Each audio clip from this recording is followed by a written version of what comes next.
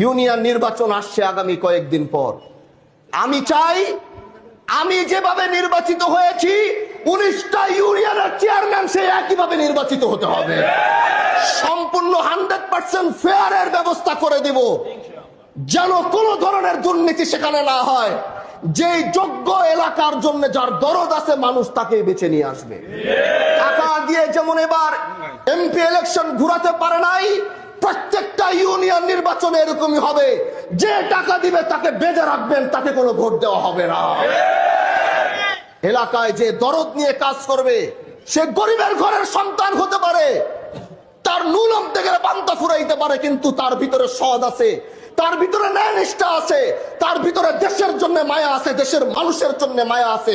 তাকেই নির্বাচিত করে জনপ্রতিনিধি বানাইতে হবে।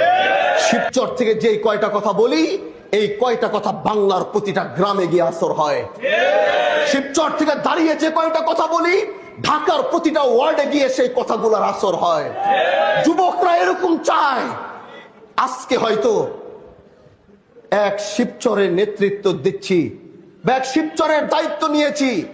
আল্লাহ যদি কখনো চায় হয়তো গোটা বাংলাদেশের নেতৃত্ব দেওয়ার জন্য আল্লাহ সরকারি যত টাকা আসবে পাই টু পাই এলাকার মানুষকে বুঝিয়ে দিয়ে, যদি কোনোদিন যেতে হয় প্রত্যেকটা পয়সার হিসাব দিয়ে এই দেশের মানুষকে তারপরে যাব। ন্যায়ের পক্ষে আপনি থাকবেন। কে আপনার চুলটা ছিঁড়বে, সে চুলটা ছিঁড়ার লোক আমি দেখতে চাই। আপনি ন্যায়ের পক্ষে আওয়াজ তুলেন, কথা বলেন। এরপরে যদি দেখবেন আমি আপনার পিছনে নাই, তাহলে আর দরকার নাই আমার সাথে যোগাযোগ রাখা। কিন্তু হকের পক্ষে, ন্যায়ের পক্ষে কথা বলা শিখতে হবে। যেখানে অন্যায় দেখবেন দাঁড়িয়ে যেতে হবে, জিজ্ঞাসা করতে হবে তাকে ধরে তুমি অন্যায় করেছো কেন, তার জবাব নিতে হবে।